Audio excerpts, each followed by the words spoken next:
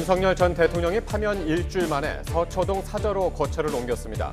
나라를 위한 새로운 길을 찾겠다는 입장도 밝혀 사저 정치 가능성을 높였습니다. 경기 광명시 지하철 공사 현장 인근 도로가 붕괴되면서 한 명이 실종되고 한 명이 고립됐습니다. 인근 아파트 주민들을 대피시키고 구조 작업을 진행 중입니다. 미국이 대중국 관세를 145%로 올리자 중국도 보복 관세로 맞서면서 양국 관계가 급격히 악화하고 있습니다. 관세 전쟁 불안감에 증시는 반등 하루 만에 하락했습니다. 밤사이 강한 찬 공기가 내려오며 주말인 내일 전국 곳곳에는 요란한 비바람이 몰아치겠습니다. 찬 공기의 영향으로 일요일에는 기온이 10도가량 뚝 떨어지겠습니다.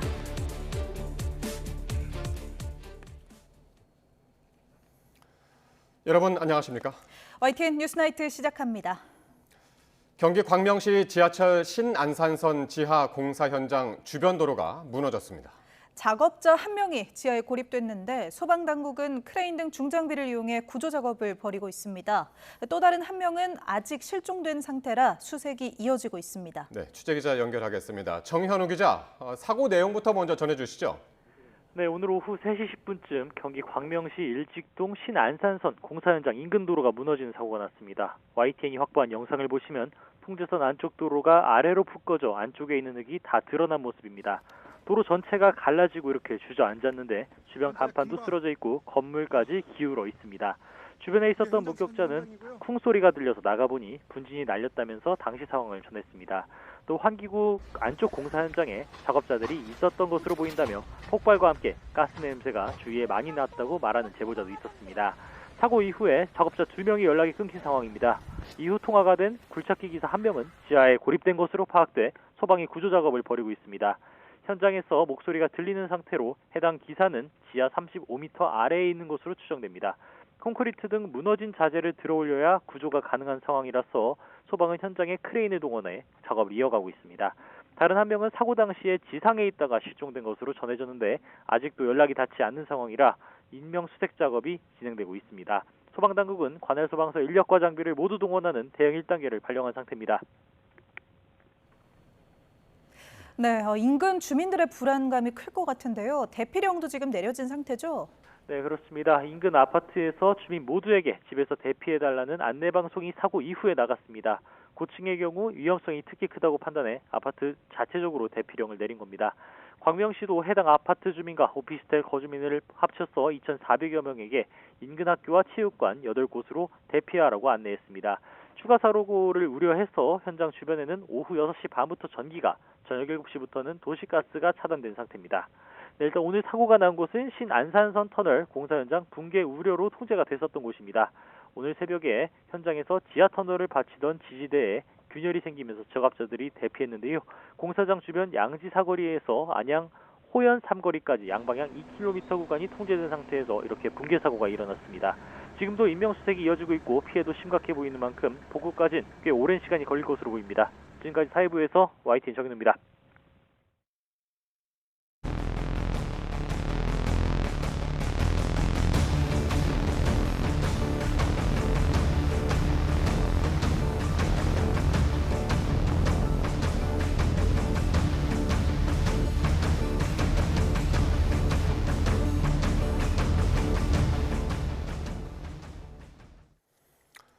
윤석열 전 대통령이 파면 일주일 만에 한남동 관저를 나와 서초동 사저로 거주지를 옮겼습니다. 윤 전 대통령은 관저와 사저 앞에서 차에서 내려 지지자들과 일일이 악수하거나 껴안기도 했습니다. 먼저 강민경 기자입니다. 윤석열 전 대통령은 예고했던 오후 5시를 조금 넘긴 시간 노타이 차림으로 한남동 관저 정문을 걸어 나왔습니다. 밝은 표정으로 인파를 향해 손을 흔든 윤 전 대통령은 앞줄에 선 대학생들을 일일이 끌어안고 토닥였습니다. 윤석열을 외치는 지지자들 수십 명과 5분 정도 악수를 나눈 뒤 메시지를 낼 듯하더니 다시 차에 올랐습니다. 차가 출발한 뒤에도 윤 전 대통령은 창밖으로 계속 손을 흔들었고 중간중간 주먹을 불끈 쥐었습니다.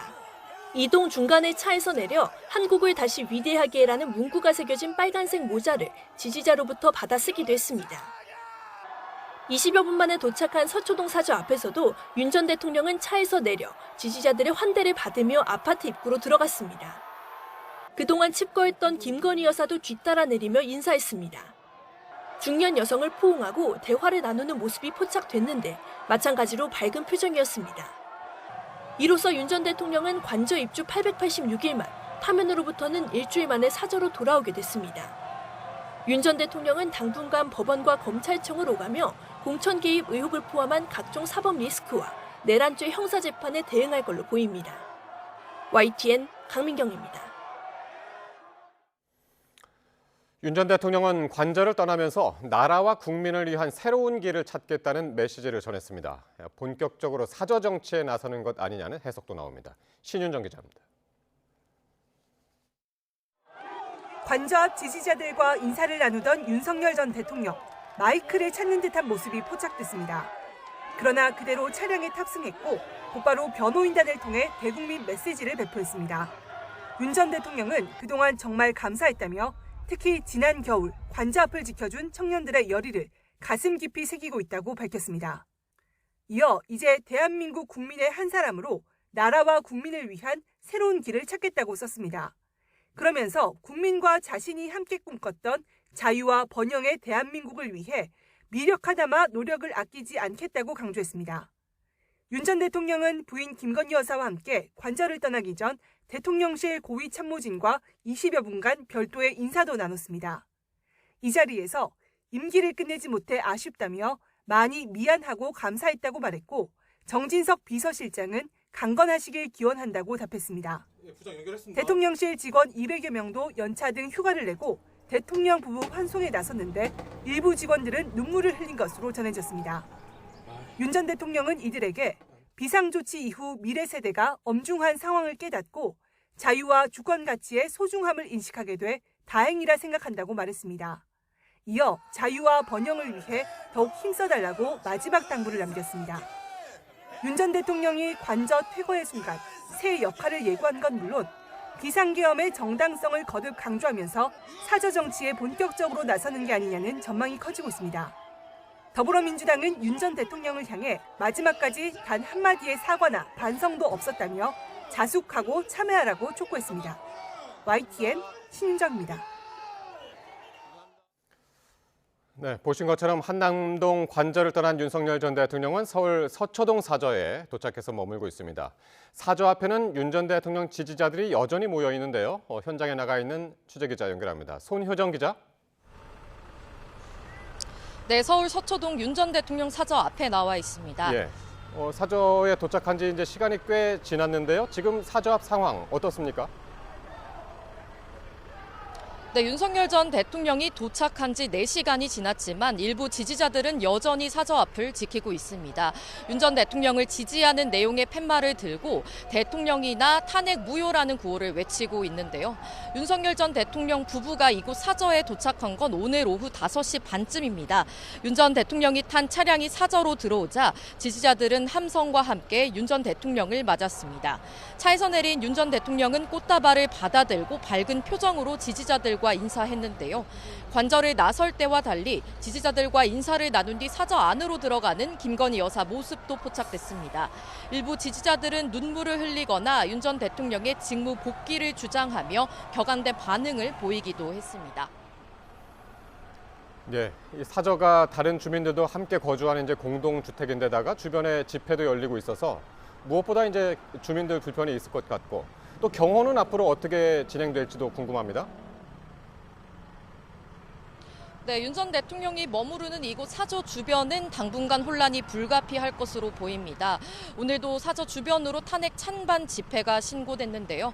사저에서 200여 미터 떨어진 곳에서는 아직도 탄핵 찬성 집회가 열리고 있는데 집회 참가자와 윤 전 대통령 지지자 사이에 말다툼이 벌어지는 모습도 볼 수 있었습니다. 경찰은 양측이 마주치지 않도록 다른 방향으로 길을 안내하거나 흥분한 인파를 진정시키기도 했습니다. 경찰은 윤 전 대통령의 사저 이동에 대비해 기동대 4개 부대 등 인력 280여 명을 투입해 경비를 강화했습니다. 앞으로 윤 전 대통령에 대한 경호 방침도 관심인데요. 40명 규모의 전담팀이 사저 근처에 머무르며 경호를 맡게 되는데 최장 10년 동안 경호가 이뤄집니다. 이곳 사저는 다른 입주민도 거주하는 공동주택이지만 윤 전 대통령이 취임 이후 6개월가량 머물렀던 만큼 경호에는 큰 어려움이 없을 것으로 보입니다. 하지만 이웃 주민의 불편함 등을 고려해 다른 곳에 거처를 구하는 방안도 검토되는 것으로 알려졌습니다. 지금까지 서울 서초동 윤 전 대통령 사저 앞에서 YTN 손효정입니다. 사저로 돌아온 윤석열 전 대통령은 다음 주 월요일부터는 내란 혐의 형사재판을 받게 됩니다. 법원은 윤 전 대통령이 법원에 출석할 때 차를 타고 지하주차장으로 들어오는 것을 허용하기로 했습니다. 보도에 이경국 기자입니다. 오는 14일 윤석열 전 대통령의 내란 우두머리 혐의 사건 첫 정식 재판이 열립니다. 이날 재판에선 조성현 수방사 1경비단장 등 군 관계자들에 대한 증인신문이 진행됩니다. 형사재판은 출석이 의무인 만큼 윤 전 대통령이 모습을 드러낼지 또 직접 입장을 밝힐지에 관심이 쏠렸습니다. 그런데 대통령 경호처가 최근 경호 문제를 이유로 법원에 지하주차장을 통한 출입을 요청했습니다. 법원이 내부 논의를 거쳐 이를 허용하기로 하면서 윤 전 대통령은 재판 당일 모습을 드러내지 않고 법정에 들어갈 것으로 보입니다. 법원 관계자는 윤 전 대통령이 지하주차장에서 승강기를 이용해 법정으로 올라가게 되고 일반인과의 접촉도 최소화될 것이라고 설명했습니다. 전직 대통령이 재판에 나오며 비공개로 출입한 적이 없는 만큼 일각에선 특혜 아니냐는 지적이 나오는데 법원은 탄핵 직후 열리는 첫 재판인데다 다른 사건 관계인과의 충돌, 민원인들의 불편이 발생할 수 있다는 점을 고려한 것으로 전해졌습니다. 다만 이 같은 출입 조치를 이어갈지는 추가로 검토한다는 계획입니다. 이와 함께 법원은 인파가 몰릴 것에 대비해 재판 당일까지 필수 업무 목적이 아닌 일반 차량의 출입을 모두 금지하기로 했습니다. 또 법원 일부 출입구를 폐쇄하고 내부 보안 검색도 한층 더 강화한다는 방침입니다. YTN 이경국입니다. 네, 대선 출마를 선언한 더불어민주당 이재명 예비 후보가 비전 발표회를 열고 K-이니셔티브로 세계를 주도해 나가겠다는 포부를 밝혔습니다. 친 이재명계와 친 문재인계 인사를 두루 아우른 통합형 경선 캠프도 직접 소개했습니다. 김다현 기자가 보도합니다. 비전 발표회장으로 국회 소통관을 택한 더불어민주당 이재명 예비 후보.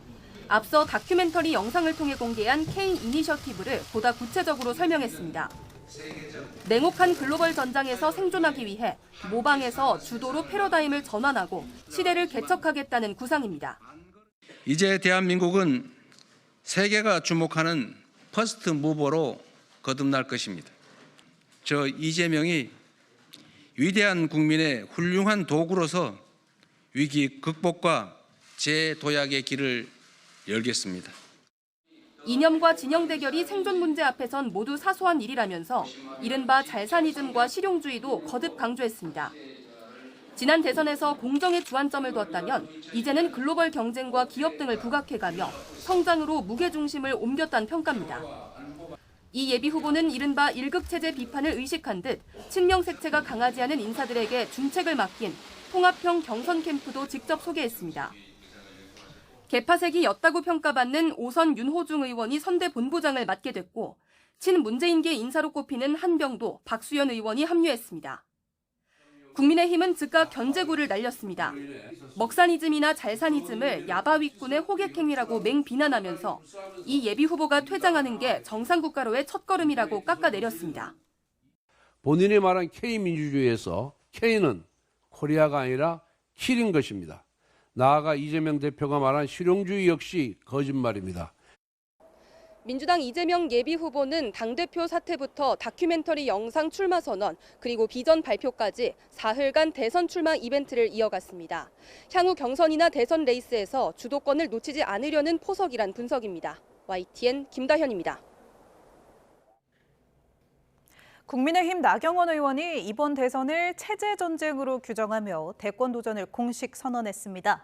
당 선거관리위원회는 2차 회의를 열고 토론회 방식 등 경선 계획을 구체화했는데 지지층과 무당층으로 투표권을 제한하는 역선택 방지 조항을 두고 불만의 목소리도 터져 나왔습니다.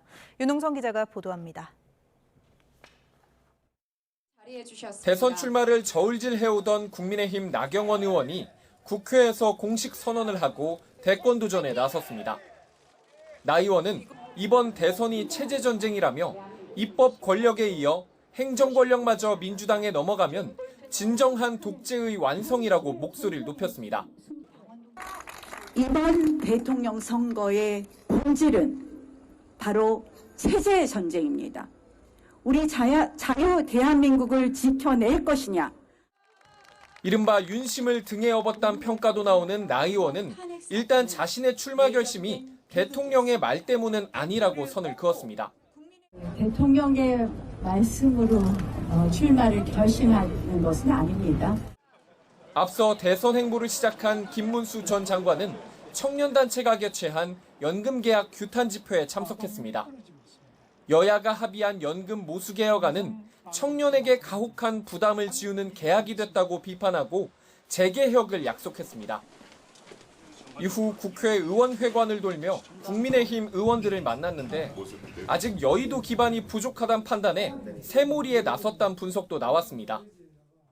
무조건 이재명 후보를 이길 수 있는 그러한 후보를 우리가 만들어내고 오는 14일 출마 선언을 예고한 홍준표 대구시장은 시장직을 내려놓으며 상대적으로 후발주자로 대선 준비에 뛰어들었는데 TK 지역 민심을 배려한 행보란 해석입니다. 이런 가운데 국민의힘 선거관리위는 경선 토론회 일정을 확정했습니다. 서류 심사 통과자들은 3개조로 나눠 1차 토론회를, 1차 경선 생존자가 될 4명은 1대1 주도권 토론과 4인 토론 등을 진행하게 됩니다. MBTI 자기소개와 둘 중 하나를 고르는 밸런스 게임 등 흥행을 위한 예능 요소도 대거 포함하기로 했습니다. 국민의힘이 경선 과정에 역선택 방지 조항을 도입한 것을 두고는 진통이 거듭되고 있습니다.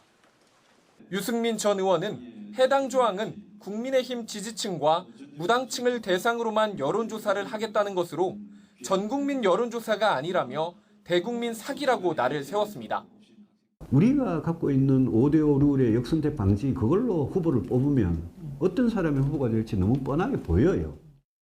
국민의힘에선 치열한 내부 경쟁이 경선 흥행으로 이어질 거란 기대가 적지 않지만 경선 유권자를 전 국민을 상대로 열어놓는 완전 국민 경선 없이는 민주당을 상대로 한 본선 경쟁력이 제한적일 거란 지적도 나옵니다. YTN 윤홍성입니다. 국민의힘에서 한덕수 대통령 권한대행이 대선에 출마해야 한다는 주장이 확산하면서 현역 의원 50명이 지지한다는 이야기까지 흘러나왔습니다. 한대행 출마론에 민주당에선 내란숙의 대행이나 노욕과 같은 거친 비난도 쏟아졌습니다. 김철희 기자입니다. 물밑 논의에 그쳤던 한덕수 권한대행 대선 차출론에 차츰 무게가 실리면서 국민의힘이 연일 들썩이고 있습니다. 당 지도부는 일각에서 제기된 현역 의원 50명 지지설은 확인해보지 않았다면서도 경쟁력 있는 후보가 참여하는 건 좋다며 긍정적 반응을 나타냈습니다.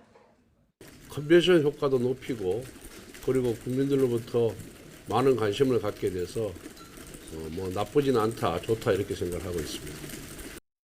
또 다른 원내 관계자 역시 출마가 이루어지면 민주당 이재명 예비후보와 여러 면에서 대비돼 중도층을 끌어모을 수 있을 거라고 분석했습니다. 다만 대권 주자들은 한 대행이 절대 정치를 하지 않겠다고 했다며 출마 가능성에 선을 그었고 외부에서 또 후보를 데리고 오는 것이 맞느냐는 회의적인 목소리 역시 만만찮습니다. 또 용병론 나오는 거군요. 그러면 당신들은 후보를 낼 그런 능력이 없는 정당이냐라는 이야기가 나올 수 있다고 생각합니다. 한 대행 출마 가능성을 두고 범진보 진영의 전망은 엇갈렸습니다. 한 대행과 동창인 유인태 전 국회 사무총장은 전형적인 공무원 스타일이라면서 출마 가능성을 낮게 본 반면 민주당 박지원 의원은 정치적 야망도 있고 좋은 계획도 나와 있지 않느냐며 출마가 확실하다고 점쳤습니다. 출마 여부를 두곤 의견이 엇갈렸지만 출마가 부적절하다는 데는 한 목소리를 냈습니다. 정치적 야심에 빠져 역사를 퇴행시킨다는 비판은 물론 내란 수사는 철벽 방어하고 있으니 내란 속의 대행이라는 소리를 듣고 있는 것입니다. 한덕수 총리는 대권 욕심에 푹 빠져서 민생은 뒷전입니다. 대권 욕심, 노욕 같은 날선 표현들까지 민주당 지도부에서 쏟아져 나왔습니다. 노욕에 빠져 위헌 월권의 헌재 쿠데타에 이어 트럼프 통화까지 팔아가며 출마 장사 언론 플레이를 시작했습니다. 최근 여론조사에서도 한덕수 대행의 이름이 등장하는 등 대중의 주목도 역시 점점 커지는 분위기입니다. 다만 일각에선 한 대행이 대선 관리에만 매진해야 한다는 신중론도 적잖은 만큼 보수 진영 일각의 기대처럼 실제 출마가 이뤄질진 아직 미지수입니다. YTN 김철입니다.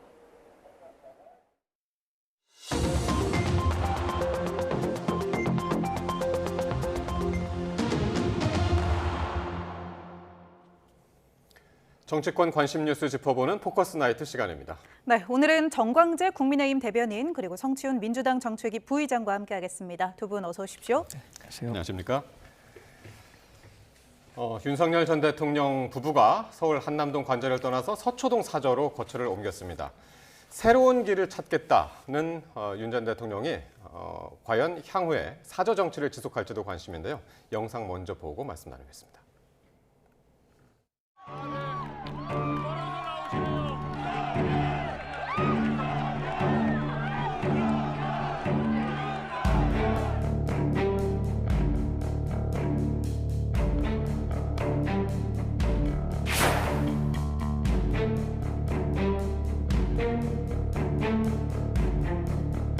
대통령과의 대화는 구체적으로 말씀을 드리기는 어렵고요. 지금 대한민국은 굉장히 기로에 서 있습니다. 업무에 마치고 그만두고 전화를 드렸는데 제가 그만두게 됐습니다. 그동안 고생이 많으셨다고. 대통령께서 이런 말씀을 하시더라고요. 사람 쓸 때 충성심만 봐라. 그동안 배신자들한테 상처를 입었다 이런 뜻인 것 같고.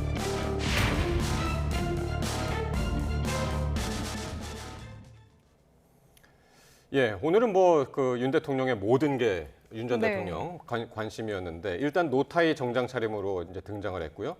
지지자들한테 이제 손을 흔들고 주먹을 또 불끈쥐기도 했고 청년 지지자들하고는 일일이 악수도 하고 포옹도 그렇습니다. 하고 그랬었는데 먼저 대변인님 오늘 어떻게 보셨나요?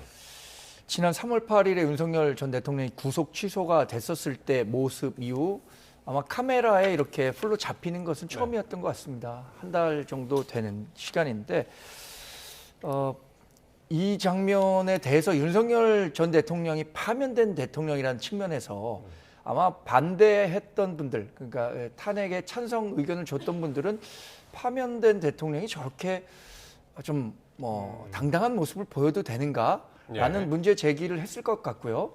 반대로 윤석열 전 대통령에 대한 탄핵에 반대했던 분들은 의기소침하지 않고 당당한 모습을 애써 보이려고 하는 모습, 이걸 평가했을 수도 있겠습니다만 그래도 헌법 질서 내에서 정상적으로 퇴임된 것이 아니라 파면 절차, 이게 일종의 징계 절차잖아요.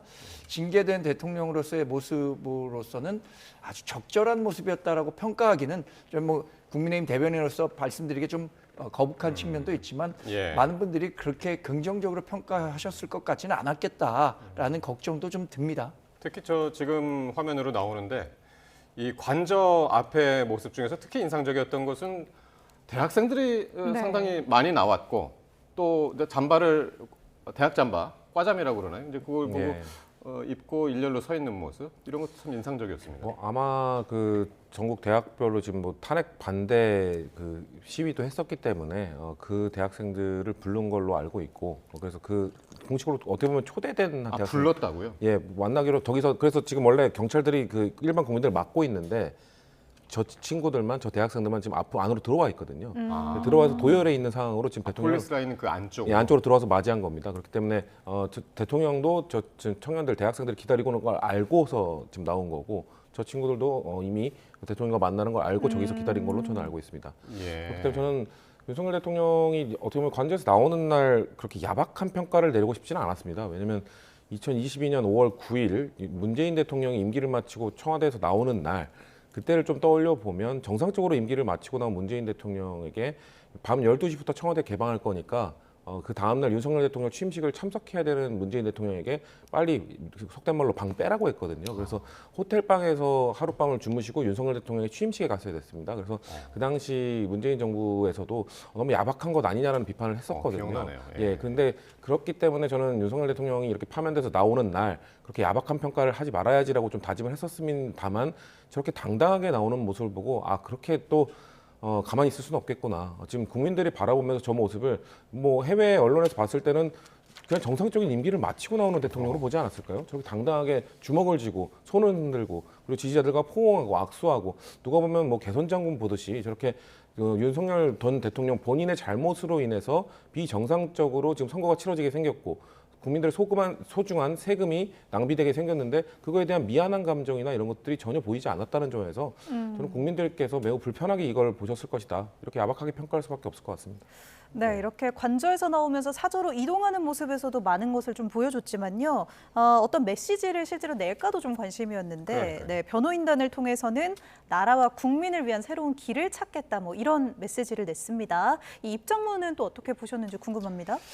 많은 사람들이 윤석열 전 대통령이 헌재 판결 이후에 헌재 판결에 관한 승복 메시지를 내지 않고 있다 이렇게 얘기를 하셨는데 저는 소극적인 의미기는 하지만 나라와 국민을 위한 새 길을 찾겠다라는 측면을 얘기하셨는데 이게 뭐 헌재 판결을 현실로 받아들이고 승복한다라는 간접적인 메시지가 담겼다고 보고요.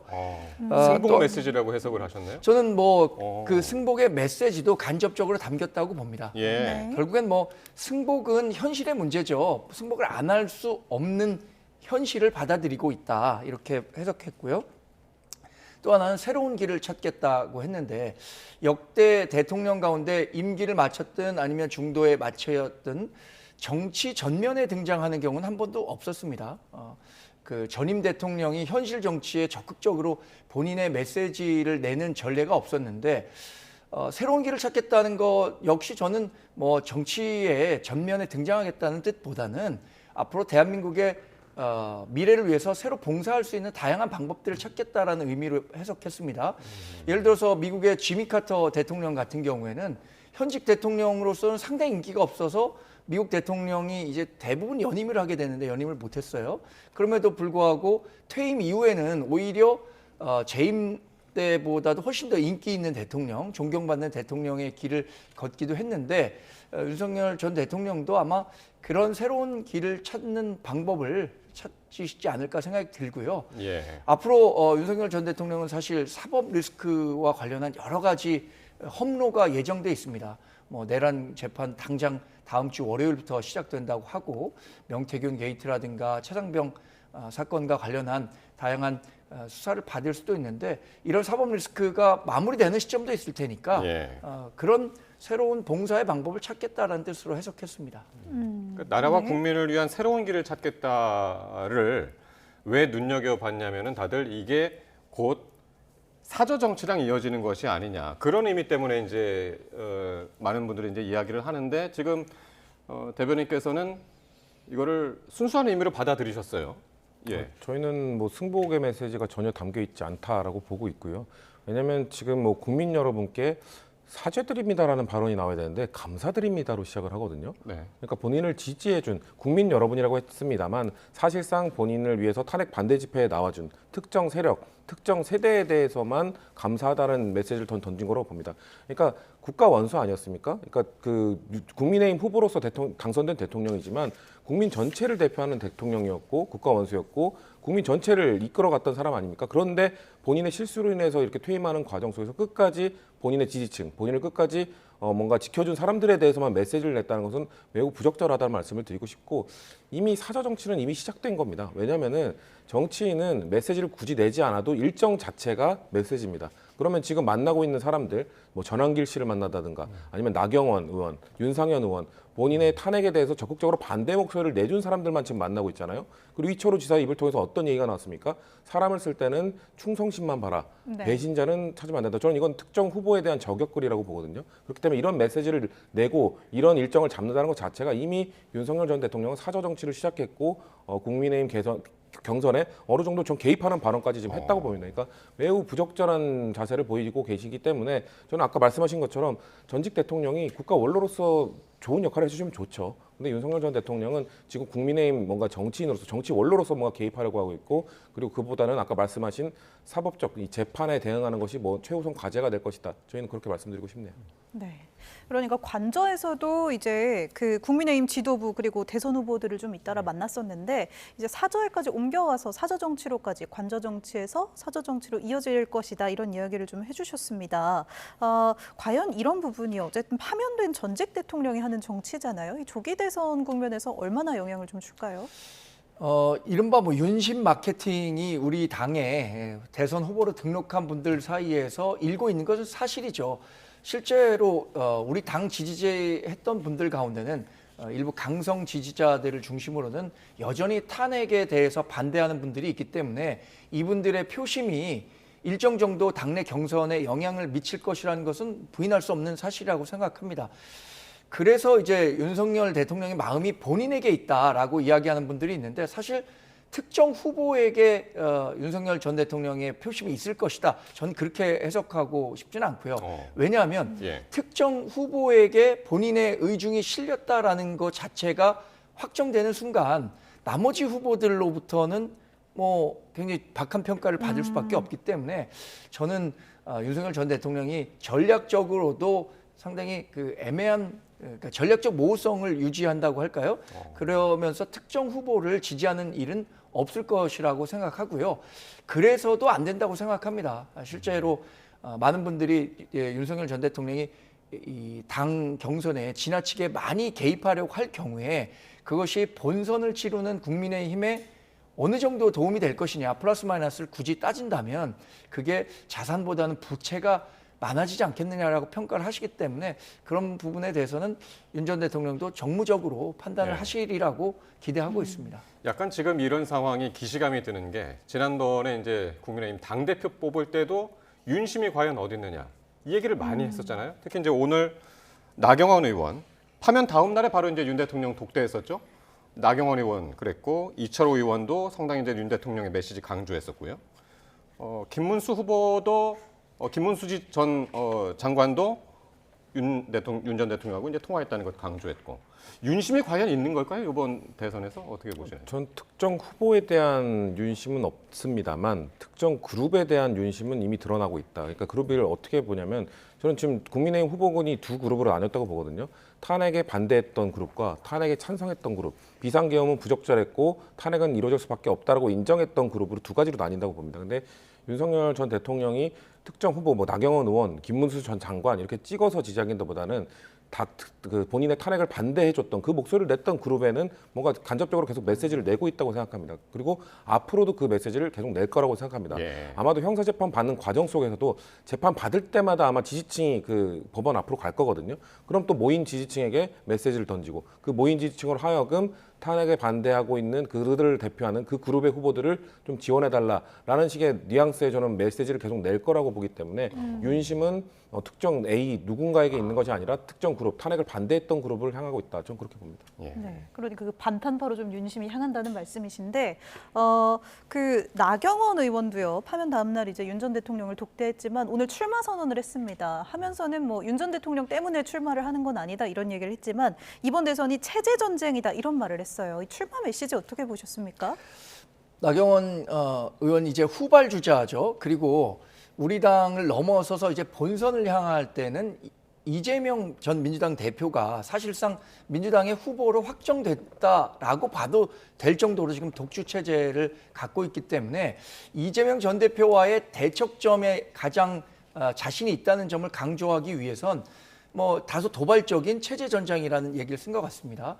사실 이번 그 탄핵 국면을 거치면서 1945년 해방 이후에 아주 혼란스러웠던 해방 정국을 연상시킬 정도로 국론이 분열돼 있고 대한민국이 나뉘어져 있다 이런 평가를 했었는데, 그 중심에는 이재명 대표가 추진해왔던 정책들, 예를 들어서 반시장적이다라고 평가되는 것들, 또 하나는 뭐 북중러와 같은 전체주의 국가와의 친밀한 외교를 가져갈 수도 있다라고 하니까 이런 부분들에 대한 위기론을 부각시키는 차원에서 나 의원이 다소 도발적인 화두를 던진 게 아닌가 싶고요. 이런 그 체제 전쟁 성격이 있다라는 것에는 우리 당을 전통적으로 지지해왔던 분들 가운데는 동감하는 분들이 많을 거라고 생각합니다. 그래서 나경원 의원도 그런 우리 당의 전통 지지자들의 표심을 자극하기 위한 어휘 선택, 어떤 프레임 만들지 않았을까 판단해 봅니다. 예. 이렇게 뭐 앞다퉈서 지금 국민의힘에서는 그 보수 진영 전체적으로 봐서도 앞다퉈서 이제 출마 선언들을 하고 있는데 가만히 있는 한 사람이 지금 계속해서 변수로 떠오르고 있습니다. 네. 바로 이제 한덕수 권한대행인데요.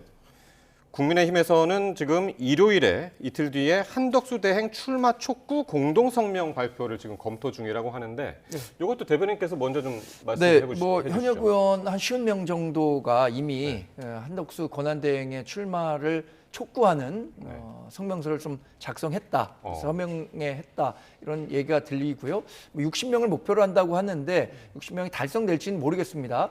근데 처음에 이 한덕수 권한대행의 출마론이 제기됐을 때는 당내에서도 반신반의했던 것 같습니다. 그러니까 한덕수 권한대행의 파괴력이 얼마나 될 건지에 대한 거, 그리고 지금 권한대행이 권한대행을 버리고 대선에 출마하는 것이 과연 국민들로부터 어떤 평가를 받을 수 있는가 이런 의문이 있었기 때문에 반신반의했다면 지금은 한덕수 권한대행이 좀 나와서 중도 보수로 외연을 확장하고 우리 당의 그 경선의 흥행에 좀 도움이 되는 쪽으로 역할을 해줬으면 좋겠다라는 의견을 가지신 분들이 많은 것 같습니다. 근데 결국에는 한 대행의 의지에 달렸다고 보는데 저는 물리적으로는 당장 15일에 우리 당 경선 출마 입 후보가 마무리됩니다. 다음 주 화요일이죠. 화요일이거든요. 화요일까지 한덕수 권한대행이 그런 결단을 내리기는 어렵다고 보고요. 지금 일각에서 얘기하고 있는 것은 공직자 사퇴 시한 전에 사퇴한 후에 무소속으로 출마하고 이후에 국민의힘 후보와 단일화 과정을 거치는 그런 정치적인 이벤트는 가능하지 않겠느냐 이런 전망들이 나오고 있습니다.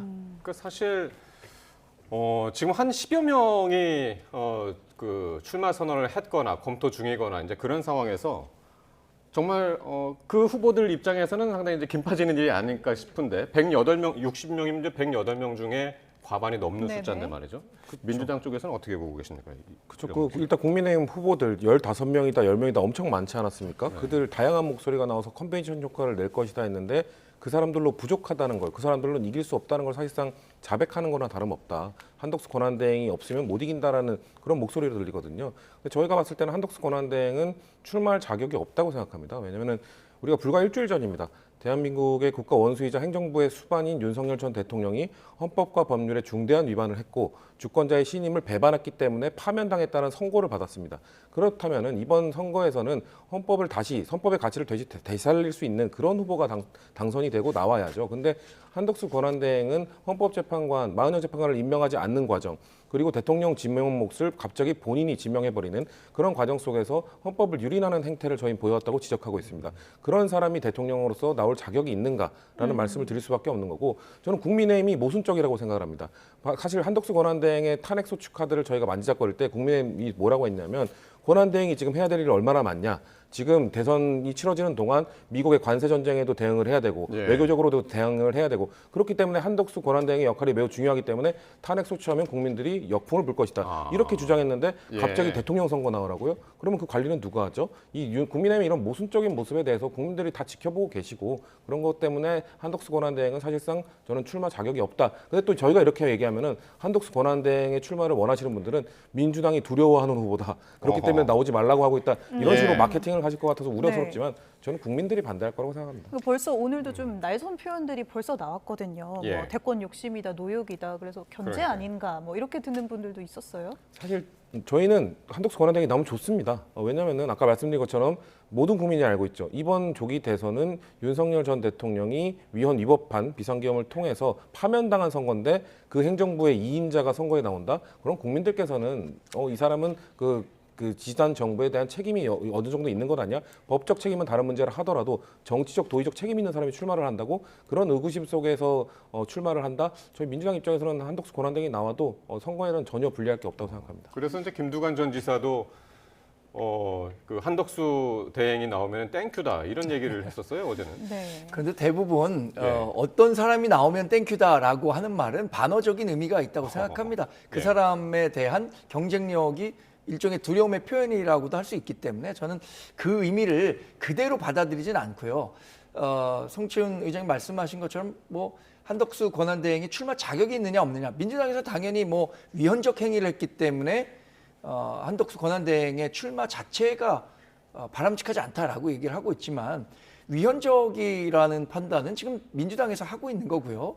한덕수 권한대행이 대통령 몫에 2명 헌법재판관을 임명했다고 하더라도 그게 위헌 행위냐라는 데에 대한 판단은 아직 나오지도 않았고, 그리고 결국 헌법재판소에서 이 부분을 판단할 텐데 우리 당에서는 전혀 위헌적인 요소라고 생각하지 않기 때문에 그걸 가지고 대선에 출마하면 안 된다라는 말은 저희가 봤을 땐, 그러니까 국민의힘에서 봤을 땐 어폐가 있다 이런 말씀을 드립니다. 근데 한덕수 출마론이 계속해서 더 불거지게 된 게 사실 그 계기가 트럼프 대통령하고의 전화 통화였었거든요. 그때 대선 나오냐 그랬더니 고심 중이다, 아직 결정하지 않았다 이런 얘기를 해가지고 특히 이제 주변에서도 말이죠. 박지원 의원 같은 경우는 아까 그 대변인께서 말씀하신 대로 무소속 출마 후에 단일화할 것이다라는 얘기를 했고, 유인태 전 사무총장 같은 경우는 그냥 전형적인 공무원이라서 출마 안 할 것이다 이렇게 이야기를 하더라고요. 사실 한덕수 권한대행이 원래는 한 불과 일주일 전만 해도 대선에 디귿자도 꺼내지 마라라고 하셨던 분인데 뉘앙스가 많이 바뀌었죠. 뭐 그런 일이 있으면 미리 공지하겠다라든지 이런 식으로 기자분들에게 알려준 걸로 봤을 때는 마음이 좀 싱숭생숭하신 것 같아요. 근데 원래 선거 기간이 다가오면 정치인들은 주변에서 부추기는 사람들이 많습니다. 이번에 나가셔야 되는 것 아니냐, 당을 위해 나와달라. 정말 이번 주말에 국민의힘 의원들 수십 명이 모여서 한덕수 권한대행의 출마를 독려한다? 그럼 저는 한덕수 권한대행이 마음이 흔들릴 수밖에 없죠. 근데 사실 지난 2017년도 떠올려 보면 황교안 권한대행도 끝까지 뭔가 마음을, 싱숭생숭한 마음을 숨기지 못했거든요. 본인이 나와야 되는 건 아닌가? 본인도 이번에 출마해야 되는 건 아닌가? 그런 마음을 가졌었는데, 저는 권한대행의 역할, 국민들께서 권한대행에게 주어진 역할, 딱 60일 동안 선거가 치러지는 동안 공백을 잘 메꿔달라고 요구하고 있는데 그 신임을 배반하고 출마에 나온다? 저는 국민들께서 그렇게 좋게 봐주시지 않을 거라고 당위성 말고 그럼 가능성은 어떻게 보십니까? 출마할 가능성이, 저는 한덕수 권한대행의 말이 바뀌고 있다는 것 자체는 지금 나올 가능성이 점점 높아지고 있다고 봅니다. 네, 여론조사에서도 이번 주에 처음으로 이제 차기 정치 지도자 적합도에 한덕수 권한대행이 등장을 했는데 지금 2%를 기록을 했습니다. 들어오자마자 오세훈 서울시장이랑 똑같은 퍼센트를. 한번 볼까요? 이재명 전 대표가 37%, 뭐 여전히 압도적이고요. 김문수 9, 홍준표 5, 한동훈 4, 오세훈, 한덕수 2. 첫 등장에서 이제 2를 찍었단 말이죠. 갤럽 조사가 제가 알기로는 이렇게 객관식으로 어떤 후보를 다 포함시키는 건 아니고 다 파하는 겁니다, 주관적으로. 그러니까 한덕수 권한대행이 아마 이번 주에 이런 대통령 선거에 출마할 수도 있다. 그리고 또 우리 당에서 추대를 해야 한다라는 목소리가 커지면서 자연스럽게 응답하는 사람 가운데 이제 한덕수 권한대행을 꼽은 분들이 2%로 잡힌 것 같습니다. 근데 대부분 그 정치를 제가 좀 관찰해 보면 고심 중이다, 주변의 이야기를 잘 듣고 있다, 경청하고 있다, 이런 다음에는 대부분 실제로 출마로 이어지는 경우가 많더라고요. 그래서 저도 송 의장님 말씀하신 것처럼 한덕수 권한대행의 출마 가능성은 갈수록 좀 커지고 있다라고 평가를 하는데, 개인적으로는 실제 그 오랜 기간 그 공무원 생활을 하셨었는데 그만큼 권력 의지를 갖고 이번 선거에 뛰어들 결기가 있겠는가라는 부분에 대해서는 저는 약간은 좀 회의적이지만 우리 한국 정치가 요새 어떤 식으로 흘러갈지 아무도 예측할 수 없는 방향으로 흘러가기 때문에 결과는 좀 지켜봐야 할 것 같고요. 국민들이 만약에 소구하는 목소리가 더 커진다면 한덕수 권한대행도 그걸 그냥 흘려들을 수만은 없지 않겠습니까? 그러니까 주변에서 자꾸 옆구리를 찌르면 아까 이제 두 분 다 이제 그걸 공통적으로 이제 말씀을 하셔가지고 주변 분위기가 중요한데, 일단 일요일 날 60명이 넘는 국민의힘 의원들이 만약 성명서를 이제 발표한다면 가능성도 뭐 두 분 말씀대로 높아 보이기도 하고요. 자, 민주당 얘기 한번 해볼까요, 이제? 네, 대선 출마를 선언한 이재명 전 대표가 오늘 비전 발표 회견을 열었죠. 국민의힘은 오늘도 이재명 때리기를 이어갔습니다. 발언 직접 듣고 오시죠. 대한민국의 대한국민은 이미 준비를 마쳤습니다. 위기를 기회로 만들며 없는 길을 만들어 왔던 저 이재명이 위대한 국민의 훌륭한 도구로서 위기 극복과 재도약의 길을 열겠습니다. K 이니셔티브의 새 시대를 열어가겠습니다. 이제부터 진짜 대한민국입니다. 지금은 이재명입니다. 국가 비전으로 K민주주의를 제시한 부분에서는 실소를 금할 수가 없었습니다. 이재명 대표는 숙청까지 불사하면서 민주당을 장악했고 그 민주당은 다수의 폭력으로 의회를 장악했으며 그 의회는 탄핵을 난사하면서 행정부와 사법부를 겁박했습니다. 본인이 말한 K민주주의에서 K는 코리아가 아니라 킬인 것입니다. 나아가 이재명 대표가 말한 실용주의 역시 거짓말입니다. 네, 영상 함께 보셨습니다. 일단 이재명 전 대표, 이제 이재명 예비 후보인가요? 슬로건 이제부터 진짜 대한민국, K 이니셔티브 이런 이야기들 전면에 내세우고 실용주의, 성장 이쪽에 좀 무게를 많이 싣는 것 같아요. 전 이재명 후보를 비롯한 민주당 후보들은 미래를 이야기하고 있다고 생각합니다. 아까 전에 우리가 말했던 국민의힘 한 후보는 체제전쟁을 이야기하고 있잖아요. 1950년 6.25 이후 아직까지도 체제전쟁을 이야기하고 과거에 막 갇혀있는 국민의힘 후보의 메시지와는 달리 저희는 이제 미래를 이야기하고 있다. 진보 보수 이런 이념적 가치, 이념적 대립이 무슨 소용이 있느냐. 국민들 보시기에는 국익을 위한 것, 실용적인 것 이런 것들을 추구하고 계신데 우리가 언제까지 체제전쟁, 이념전쟁에 머물러 있어야겠느냐. 저는 이런 메시지가 나왔다고 보거든요. 그렇기 때문에 계속해서 뭔가 그 윤석열 정부, 윤석열 전 대통령이 얘기했던 반국가 세력, 본인과 성향이 다르거나 본인과 이념이 다른 사람들을 반국가 세력으로 지정하고 대화 협치를 하지 않는 그런 정치에 신문이 나신 국민들께서는 이렇게 실용적으로 접근하려고 하고 여야 할 것 없이 이념적 다름 이런 것들 상관없이 실용적이라면 받아들이겠다라고 말하는 민주당 이재명 후보를 비롯한 다양한 후보들의 메시지에 좀 더 많은 국민들이 공감해 주실 거라고 생각합니다. 네. 최근에 계속 메시지는 이런 실용주의, 중도 이쪽을 굉장히 강조하고 있는 것 같아요. 어제도 영상 메시지에서 네. 전체적인 분위기도 그랬고요. 옷차림도 그랬고 네. 어떻게 들으셨습니까? 이제 이재명 전 대표가 3수째잖아요.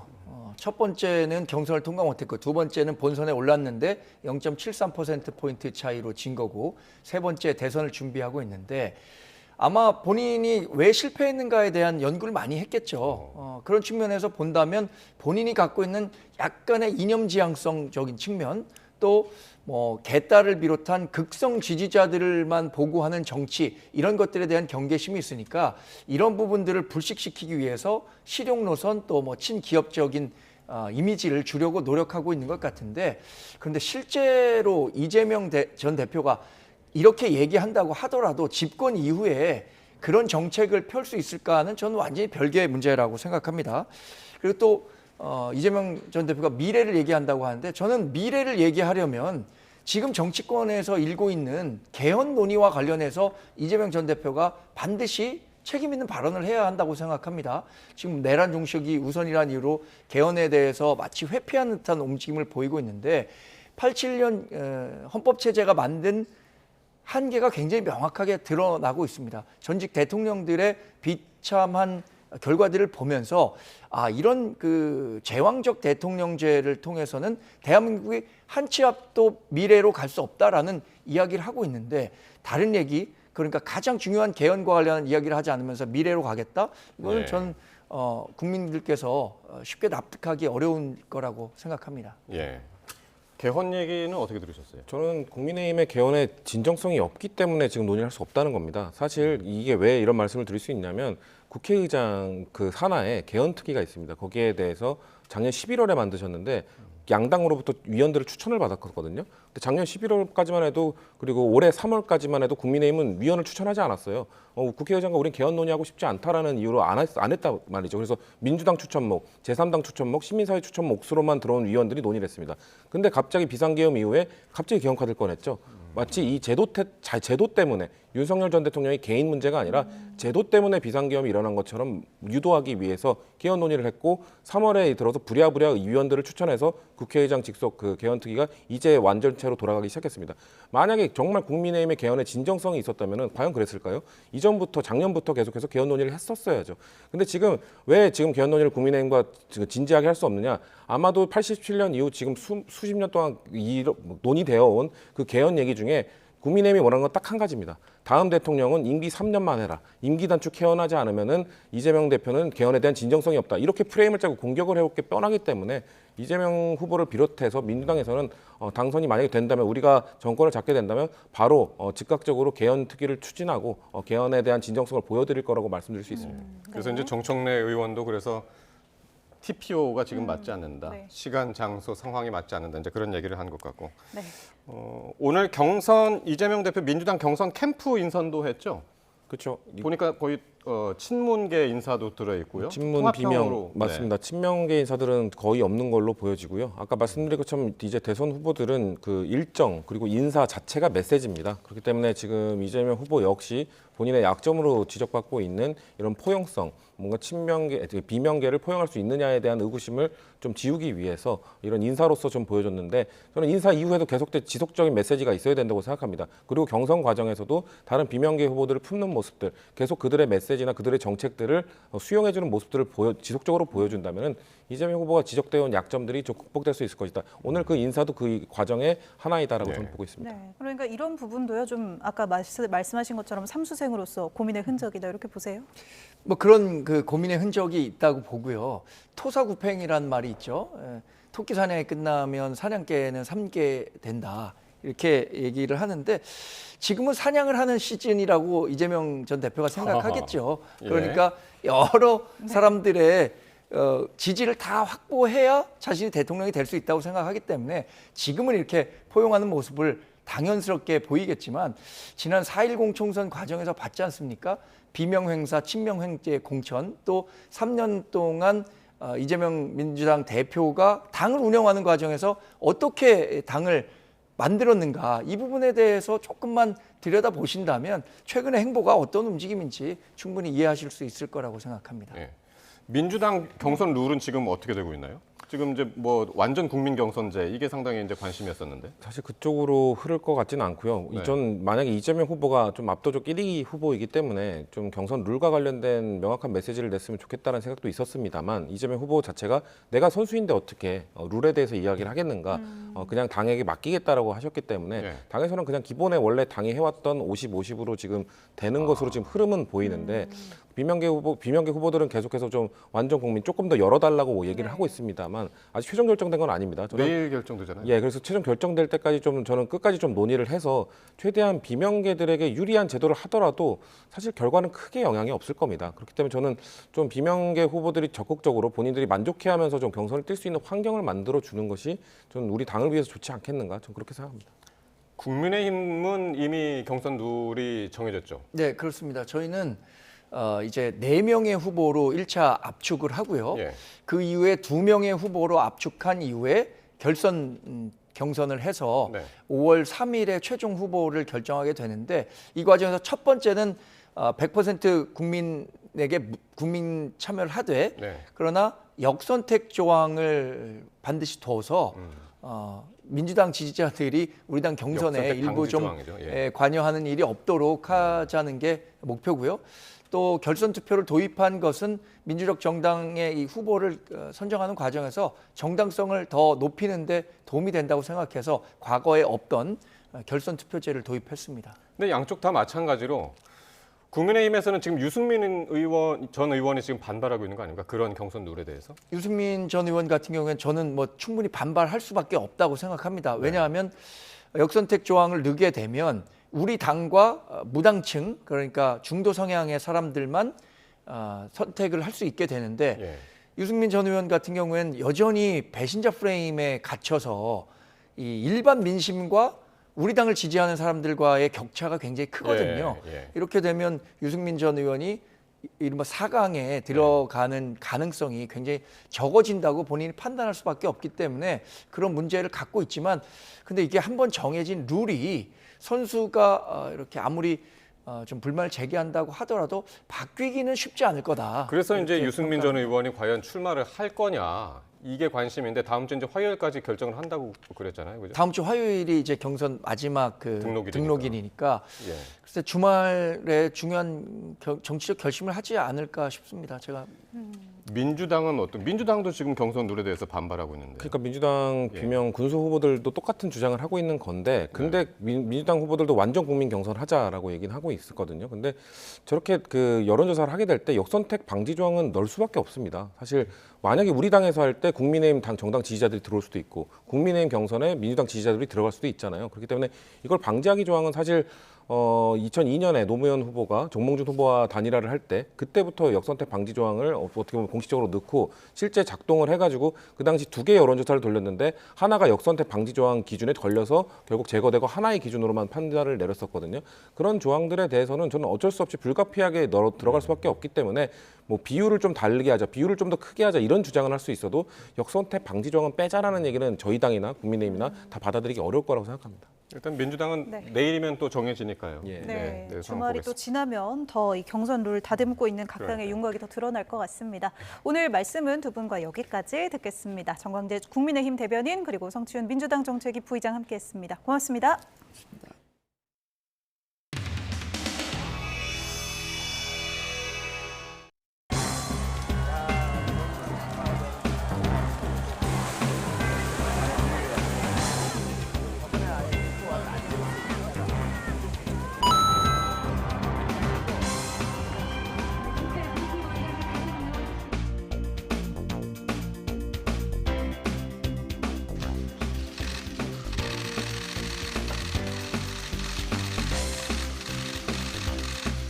몇 달 만에 이 방에 다시 왔습니다. 여러분은 그대로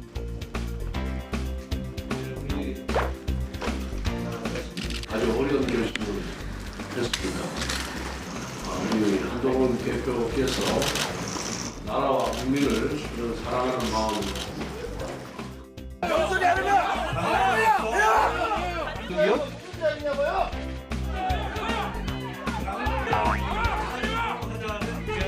제21대 대통령 선거에 출마합니다.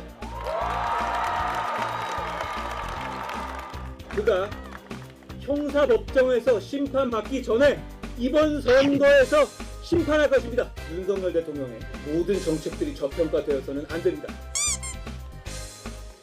우리가 이깁니다. 대한민국이 이깁니다. 압도적으로 이길 겁니다.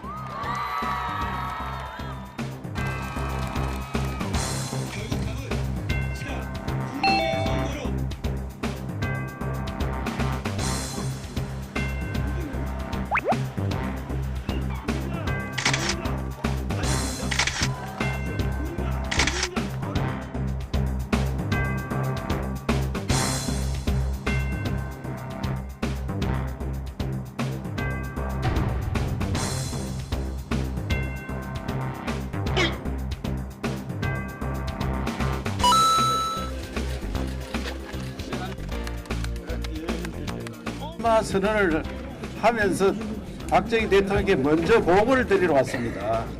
경북인을 대표해서 제가 나라를 구하러 간다는 심정입니다. 어떻게 나라를 구하느냐? 입장 발표를 하려면 기자회견을 하도록 대한민국은 풍전등화의 위기를 맞았습니다. 정부 개혁, 정치 개혁 대프로젝트를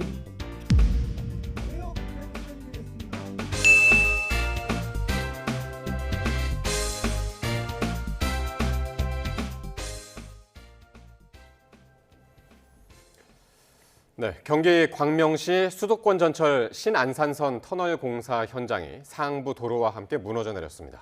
붕괴 조짐이 보여 보강 공사를 하던 작업자들이 사고를 당했는데요. 한 명이 고립되고 한 명이 실종 상태입니다. 보도에 표정우 기자입니다. 완전히 무너져 내려 흙이 드러난 도로 위로 먼지가 뿌옇게 날립니다. 산산조각 난 아스팔트 주위로 건물이 기울고 간판도 쓰러졌습니다. 갑자기 꽝 하고 소리 나가지고 집이 다 왕창 흔들렸어요. 지붕도 막 흔들려가지고 제가 바로 아무 결 없이 그냥 튀어나왔습니다. 오후 3시 10분쯤 경기 광명시 일직동 신안산선 지하터널 공사 현장이 상부 도로와 함께 무너져 내렸습니다. 지하터널을 바치던 지지대에 균열이 생겨 주변 도로를 통제한 채 보강 공사를 하던 도중 금이 간 기둥이 있는 지점의 차도가 갑자기 붕괴한 겁니다. 처음 보강 공사에 들어갈 때까지만 해도 바로 주변에만 경찰 통제선이 쳐져 있었지만 지금은 붕괴 지점에서 200m 떨어진 곳까지 통제하고 있습니다. 당시 작업자 18명 중 16명은 무사히 구조됐지만 나머지 2명이 무너진 도로 아래 있는 것으로 추정됩니다. 한 명은 아직 연락이 닿지 않아 생사를 알 수 없는 실종 상태입니다.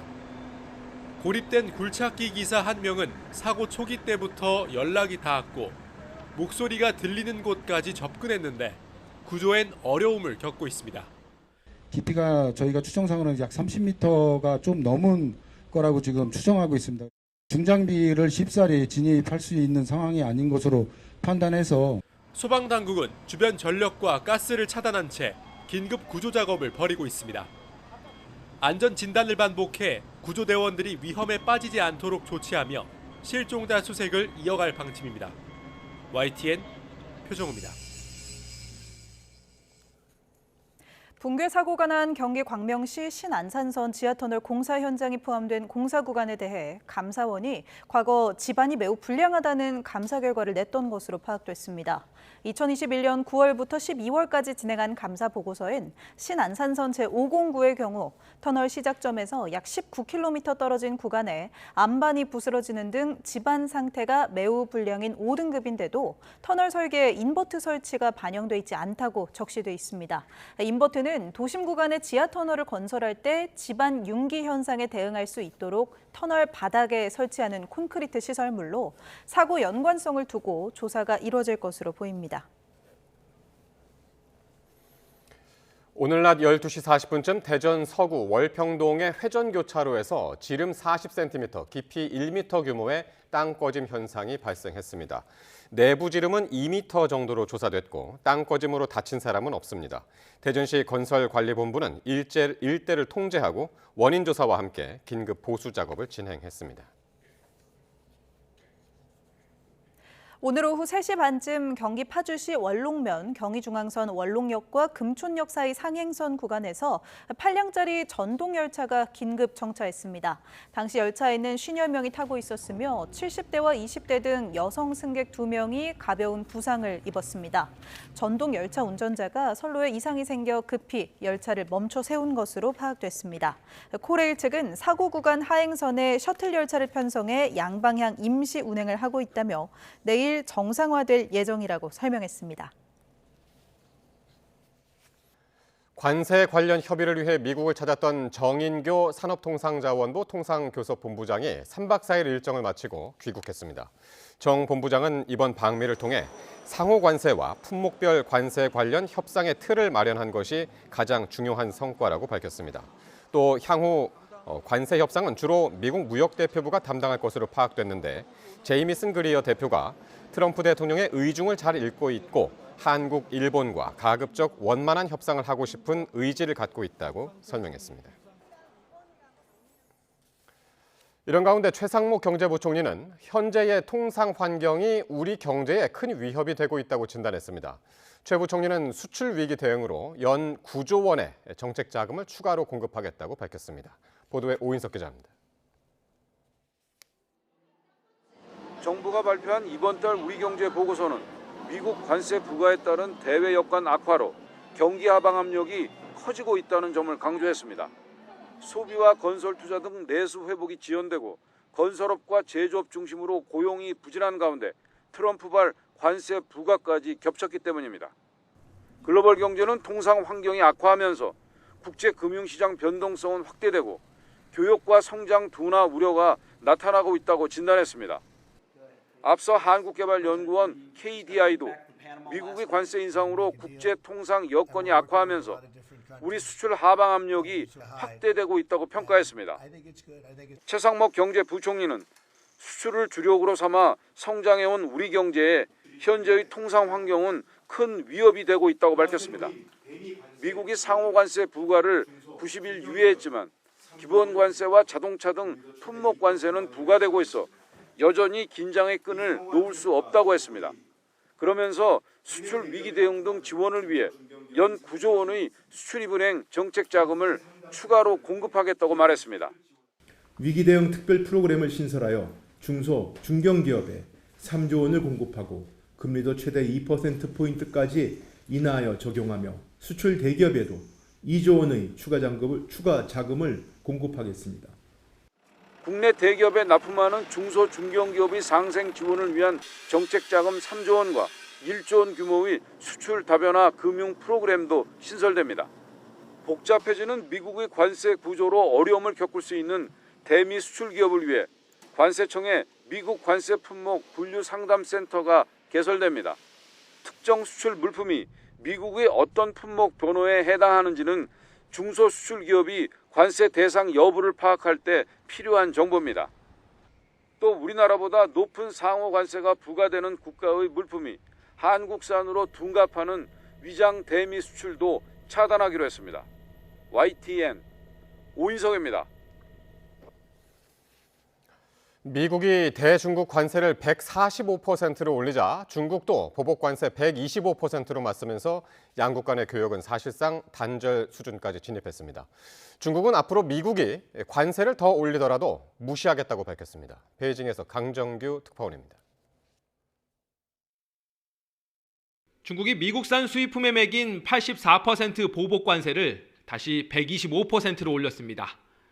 도널드 트럼프 미국 대통령이 서명한 행정명령에 담긴 숫자를 그대로 되갚아준 겁니다. 앞서 매긴 펜타닐 관세 20%를 합하면 트럼프 2기 출범 이후 대중국 관세율은 145%. 당시 중국도 품목별로 10에서 15% 맞불 관세를 매겼고 희토류 수출 통제 등 비관세 보복도 쏟아냈습니다. 我们对美国的霸凌行径采取反制措施，既是为了维护自身的正当权益，也是为了维护国际规则和秩序。 주변국과 운명 공동체 구축을 천명한 시진핑 주석은 미국과 관세 전쟁 속 외교전에 나섰습니다. 베이징에 온 스페인 총리와 만나 중국과 EU가 미국의 괴롭힘에 함께 맞서야 한다고 강조했습니다. 国际形势越是变乱交织啊，中西关系良好稳定发展的重要性就越凸显。 7월 EU와 정상회담을 앞두고 중국산 전기차 관세 폐기 협상을 재개하기로 했다는 소식도 들립니다. 다음 주엔 베트남과 말레이시아, 캄보디아 등 동남아 3개국 순방길에도 오릅니다. 미국으로부터 각각 46%와 24%, 49%의 관세 폭탄을 맞았던 나라들입니다. 추가 관세 인상은 없다는 트럼프의 말에 호응하듯 중국도 이번이 마지막이라고 선을 그었습니다. 출혈 경쟁에 가까운 관세 난타전 대신 비대칭 보복과 반미 결집 외교에 주력할 거로 보입니다. 베이징에서 YTN 강정규입니다. 미국 전기차 업체 테슬라가 현지 시간 11일부터 중국에서 모델 S와 모델 X에 대한 신규 주문을 받지 않는 것으로 보인다고 블룸버그 통신이 보도했습니다. 블룸버그는 테슬라 중국 웹사이트는 지난달 말까지도 모델 S와 모델 X 차량에 대해 지금 주문이라는 옵션을 제공했지만 11일부터는 이 기능이 보이지 않고 있고 모델 S 등 재고가 남은 차량만 구매가 가능하다고 전했습니다. 테슬라는 중국 상하이에 공장을 두고 있지만 여기서는 모델 3와 모델 Y 차량만 생산하고 있고 모델 S나 모델 X는 미국에서 수입됩니다. 22대 총선에서 비례대표 후보 공천과 관련해 뒷돈을 받은 혐의 등으로 재판에 넘겨진 사랑제일교회 전광훈 목사의 첫 공판 기일이 열렸습니다. 전 목사는 이번 재판은 해프닝이라며 혐의를 모두 부인했습니다. 윤태인 기자의 보도입니다. 파란색 양복을 입고 빨간 넥타이를 맨 사랑제일교회 전광훈 목사가 첫 공판기일에 출석하기 위해 법원으로 들어옵니다. 22대 총선 당시 자유통일당 비례대표 후보 공천 과정에서 헌금 명목으로 뒷돈을 받은 혐의로 기소된 전 목사는 공천거래 의혹을 부인했습니다. 돈을 줘야 받지요. 돈을 줘야. 누가 돈을 줘야 받지. 돈 주면 뭐 차라리 통장에다가 입금해가지고 받으면 좋지. 공천을 받기 위해 전 목사에게 헌금 명목으로 돈을 건넨 혐의로 함께 재판에 넘겨진 당시 자유통일당 예비후보 이하영 씨 부부는 혐의를 인정했습니다. 하지만 공천 헌금을 내는 것이 불법인 줄 몰랐고 전 목사 측이 이를 이용해 오히려 돈을 뜯어낸 것이라고 주장했습니다. 공천헌금의 불법성이라는 것을 몰랐다는 부분을 좀 얘기하고 싶고요. 정광훈 목사 같은 경우에는 공천헌금을 요구를 하고 정치 초년생들을 이용했다는 생각밖에 들지 않습니다. 검찰은 전 목사가 이 씨에게 비례대표 선순위를 준다며 안수기도를 빌미로 금품을 받았다고 보고 있습니다. 또 이 같은 내용의 YTN 보도에 반박하기 위한 기자회견에서 취재진에게 잘 부탁한다며 금품을 준 것도 유리한 기사를 모의한 것으로 본다고 말했습니다. 이에 대해 전 목사는 안수기도 헌금을 받는 건 교회의 제도라며 자유통일당과의 관계를 부정하고 기자회견에서도 의례적인 덕담을 한 거라며 취재진에게 준 돈도 유리한 보도를 노린 것으로 보기에는 너무 적다며 이번 재판은 해프닝이라고 주장했습니다. 공소 사실을 두고 검찰과 전 목사 측이 팽팽하게 맞붙는 가운데 재판부는 오는 6월 18일로 잡힌 2차 공판기일에서 선관위 직원들을 증인으로 불러 신문할 계획입니다. YTN 윤태인입니다. 윤석열 전 대통령 부부의 공천 개입 의혹 등과 관련해 수사를 받는 정치 브로커 명태균 씨가 연이틀 검찰 조사를 받았습니다. 창원지검에서 서울중앙지검 전담수사팀의 출장 조사를 받은 명 씨는 재판 중이라 이야기하는 게 바람직하지 않은 것 같다며 입장이 정리되면 말하겠다고 밝혔습니다. 윤 전 대통령 파면을 둘러싼 질문에도 지금 이야기하는 건 도리가 아니라며 구체적인 언급을 피했습니다. 검찰은 명 씨가 보석으로 풀려난 다음 날인 어제도 9시간 가까이 명 씨를 조사했는데 의혹의 정점에 있는 윤 전 대통령 부부 조사가 임박했다는 관측도 나옵니다.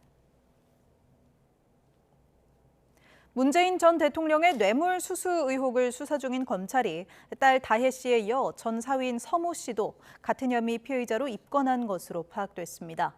법조계 등에 따르면 전주지검 형사 3부는 서 씨를 뇌물수수 혐의로 최근 불구속 입건했습니다.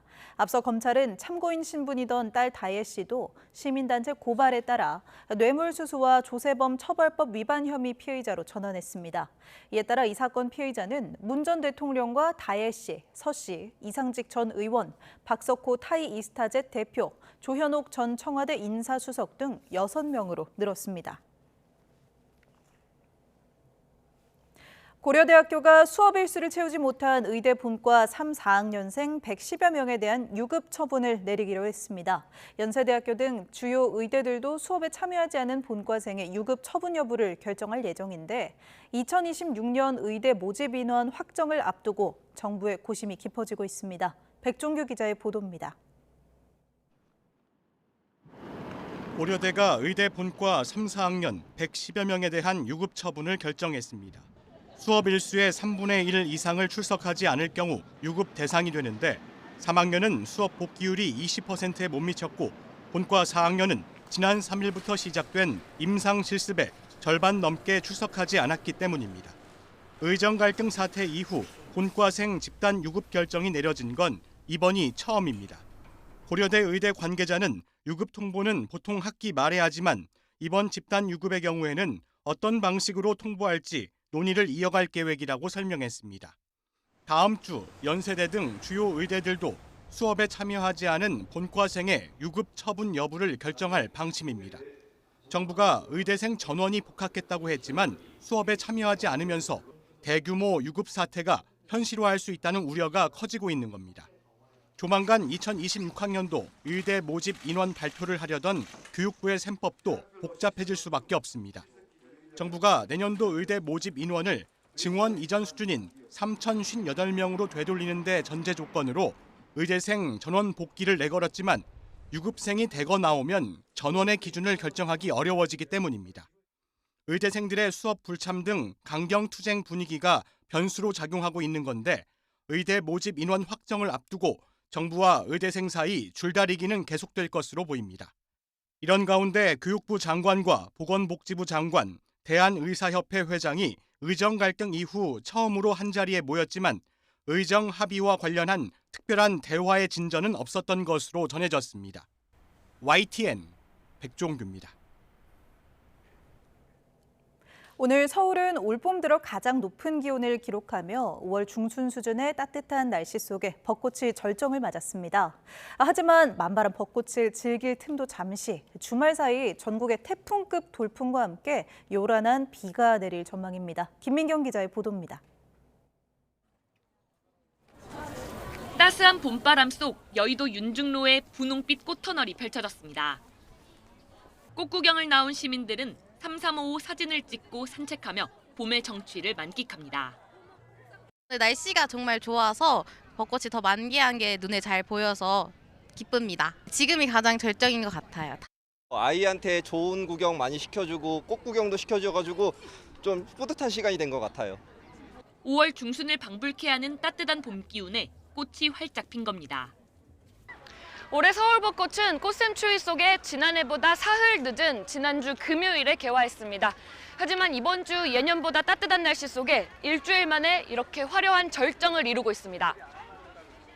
하지만 벚꽃을 즐길 틈도 잠시 올해는 예상보다 빨리 벚꽃이 엔딩 위기를 맞을 걸로 우려됩니다. 밤사이 날씨가 급변할 걸로 보이기 때문인데 한반도 북쪽 상공에서 영하 20도 이하의 강한 찬 공기가 내려오는 데다 남쪽에서도 저기압이 접근하면서 대기가 크게 불안정해지겠습니다. 제주 산간에는 100mm 이상의 호우특보 수준의 많은 비가 오겠고 남해안에 최대 50mm, 내륙에는 5에서 30mm의 비가 예상됩니다. 다만 비보다는 태풍급 돌풍 등 강한 바람에 대한 대비가 필요합니다. 토요일 오후부터 저기압의 영향으로 전국에 강한 남서풍이 불겠으며 특히 제주도를 비롯한 해안가 산지 지역에는 순간 최대 초속 25m 이상의 강풍이 예상됩니다. 태풍급 비바람은 일요일 새벽까지 이어진 뒤 점차 약화하겠지만 강원도는 일요일까지 많게는 5cm의 눈이 내릴 전망입니다. 또 찬 공기의 영향으로 일요일에는 하루 만에 기온이 10도가량 떨어지며 무척 쌀쌀해질 전망입니다. YTN 김민경입니다.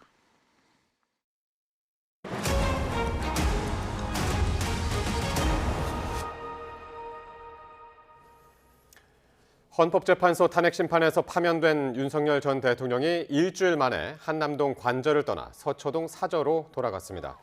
윤 전 대통령은 관저 정문 앞에서 차량에서 내려 4분 동안 자신의 지지자들과 악수하며 포옹했고 서초동 사저로 도착한 뒤에도 김건희 여사와 함께 지지자들과 인사했습니다. 윤 전 대통령이 서초동 사저로 돌아간 건 지난 2022년 11월 관저로 입주한 지 886일 만입니다. 윤석열 전 대통령은 비상계엄 선포 이후 미래 세대가 엄중한 상황을 깨닫고 자유와 주권, 가치, 소중함을 인식하게 돼 다행이라고 말했습니다. 이어 취임 뒤 국가 발전과 자유민주주의 시장경제 등을 위해 열심히 일했다며 자유와 번영을 위해 힘써달라는 마지막 당부를 관저를 떠나기 전 환송 나온 직원들에게 남겼습니다. 윤 전 대통령은 정진석 비서실장 등 고위급 참모진들과 20여 분 동안 인사를 나누는 자리에선 임기를 끝내지 못해 아쉽고 많이 미안하다며 그동안 감사했다고 말했습니다. 윤석열 전 대통령은 오늘 관저를 떠날 때 경호처의 경호를 받았습니다. 앞으로도 최장 10년 동안 40여 명 규모로 알려진 전담 경호팀이 윤 전 대통령의 경호를 이어갈 예정입니다. 정현우 기자가 보도합니다. 윤석열 전 대통령이 차량에 올라타 지지자들에게 손을 흔들며 한남동 대통령 관저를 떠납니다. 윤석열 대통령! 인파가 몰린 곳에선 경호원들이 차량 옆에 바로 붙어 주변을 경계했고 도로를 달릴 땐 경호처 차량이 윤 전 대통령 차량을 앞뒤 양옆에서 에워싼 채 이동했습니다. 신호를 통제한 가운데 경찰 오토바이와 순찰차도 함께 이동했습니다. 윤 전 대통령이 관저에서 사저로 거처를 옮기면서 40명 규모로 알려진 전담 경호팀도 사저 경비에 돌입했습니다. 일반적으로 퇴임 대통령이 최장 15년 동안 경호처의 경호를 받는 것과 달리 파면된 윤 전 대통령은 최대 10년 동안 경호가 유지될 전망입니다. 사저가 공동주택인 만큼 입주민들도 불편을 겪을 수 있어 다른 장소로 이사할 가능성도 있지만 대통령 취임 이후에도 6개월 동안 머문 곳인 만큼 경우엔 큰 문제가 없을 거라는 분석도 있습니다. 2년여 만에 사저에 복귀한 윤 전 대통령은 앞으로 내란 우두머리 혐의 형사재판을 받게 됩니다. 윤 전 대통령은 오는 월요일 사저 인근에 있는 서울중앙지법에서 열리는 첫 형사재판에 피고인 신분으로 출석합니다. YTN 정현우입니다.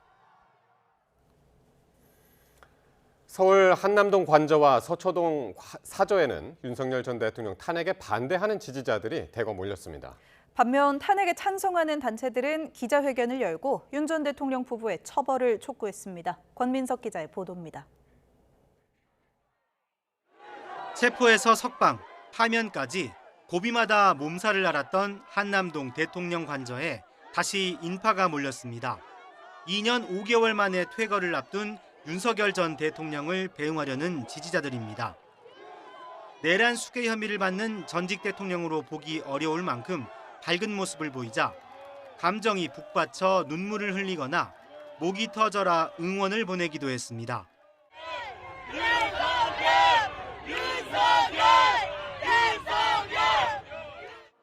떠날 때와 정반대 처지로 돌아온 서초동 사저에서도 열렬한 마중 행렬이 이어졌습니다.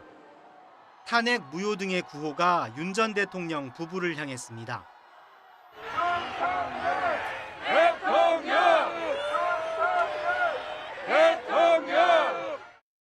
반면 탄핵에 찬성하는 이들은 기자회견을 열고 두 사람의 구속 수사를 요구했습니다. 일주일간 이어진 관저 정치는 또 다른 내란 획책이라며 윤 전 대통령 부부를 체포하는 퍼포먼스도 연출했습니다. 윤석열과 김건희는 한 몸이다. 윤석열과 김건희, 윤건희가 바로 내란 수괴다. 한쪽에선 방패를, 다른 쪽에선 윤 어게인을 외치는 이질적 풍경 속에 관저와 사저 주변 경비 태세는 종일 삼엄했습니다. YTN 권민석입니다. 우원식 국회의장은 한덕수 대통령 권한대행이 대통령목 헌법재판관 2명을 지명한 것을 두고 헌법재판소에 권한쟁의 심판과 효력정지 가처분을 청구했다고 밝혔습니다. 우 의장 측은 입장문을 내고 한 대행의 행위가 중대한 헌법질서 위반이고 이로 인해 헌법기관 임명에 관한 국회의 인사청문 권한이 침해당했다고 지적했습니다. 또 국민으로부터 선출되지 않은 국무총리가 대통령 권한대행 지위를 이용해 헌법기관 구성에 개입한 것은 명백한 월권이라며 한 총리가 국가적 혼란을 가중하고 있다고 비판했습니다. 이에 반발해 국민의힘은 헌법재판소의 이해관계인 자격으로 의견서를 냈습니다. 당 법률자문위원장인 주진우 의원은 언론 공지를 통해 한덕수 대통령 권한대행의 헌법재판관 지명은 적법하고 국회의 권한을 침해할 위험이 전혀 없다며 의견서 제출 배경을 설명했습니다. 또 앞선 우 의장 측 설명과 달리 인사청문 요청안이 국회로 넘어오지 않은 상황에서 갑자기 권한쟁의를 추진하는 건 민주당 이재명 전 대표의 하명에 따라 움직인 건 아닌지 의심이 든다고도 주장했습니다. 더불어민주당이 대선 후보 선출을 위한 경선 규칙을 연 사흘 논의한 끝에 당원 50%, 국민 여론조사 50% 방식을 채택하기로 잠정 결론 내렸습니다. 이 해당 방식을 반대해온 비이재명계 주자들은 일방적 결정이라고 강하게 반발하고 있어서 진통이 불가피해 보입니다. 이준엽 기자가 보도합니다. 민주당 특별당규준비위원회가 당원 투표 50%, 국민 여론조사 50%의 국민 참여 경선 방식으로 대선 경선을 치르기로 잠정 결론을 냈습니다. 하지만 후보자와 당원들을 상대로 설명하는 과정을 별도로 거치겠다며 확정은 하루 미뤘습니다. 어느 누구도 흔쾌히 받아들이기는 어려운 안을 만들었습니다, 결과적으로. 그동안 비이재명계 주자들은 이재명 예비 후보 지지세가 높은 당원 비중을 따로 두지 않는 국민 경선 방식을 선호해왔습니다.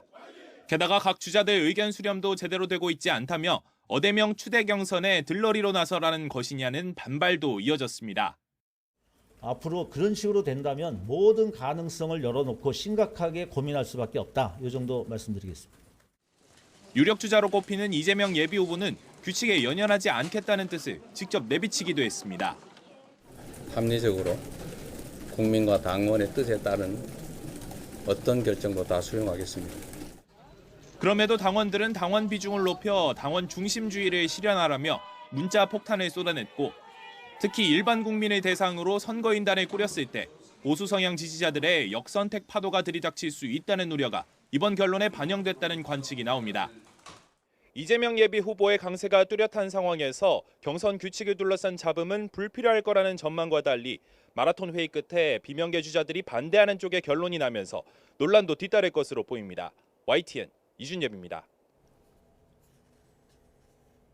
국민의힘 유승민 전 의원은 당이 대선 경선 과정 모두에 역선택 방지 조항을 도입하기로 한 것은 국민을 모욕하는 경선 룰이며 국민을 대상으로 사기를 친 거라고 비판했습니다. 유 전 의원은 국민의힘 대구시당 기자간담회에서 해당 조항은 국민의힘 지지층과 무당층으로만 여론조사를 하겠다는 것으로 전 국민을 대상으로 한 게 아니라며 이같이 지적했습니다. 이어 무당층이 응답을 잘 하지 않는 경향이 높은 걸 고려하면 결국 국민의힘 지지층만을 상대로 경선을 하겠다는 건데 이번 대선은 민주당을 지지하지만 이재명 후보는 지지하지 않는 국민의 마음까지 얻어야 하는 선거라고 강조했습니다. 국가 권력의 이 폭력의 잔인성과 그리고 그것을 상생과 화해로 극복한 제주 4.3 사건 기록물이 세계 기록유산에 등재됐습니다. 생존 희생자와 유족들은 세계가 4.3의 가치를 인정했다며 환영했습니다. 보도에 고재형 기자입니다. 프랑스 파리에서 열린 유네스코 집행이사회. 제주 4.3 기록물이 세계기록유산 등재가 결정됐습니다. 역사적 가치와 진정성, 보편적 중요성을 인정받은 겁니다. 세계기록유산 국제자문위원회는 국가폭력에 맞서 진실을 밝히고 화해와 상생을 향한 지역사회의 민주주의 실천이 이룬 성과라고 높이 평가했습니다. 7년 동안의 등재 노력 끝에 세계기록 유산에 오른 만큼 제주 4.3 유족들은 감회가 남다릅니다. 세계기록유산으로 등재된 4.3 기록물을 저희 4.3 영령님들께 봉헌해 드리고 싶습니다. 그 모진 역경을 극복해내신 생존 희생자와 저희 유족분들한테 전달해 드리고 싶고 제주 4.3은 1947년 3.1절 발포 사건과 이듬해 4.3 무장봉기로 촉발돼 토벌대 진압 과정에서 주민 3만 명가량이 국가폭력에 희생된 비극입니다.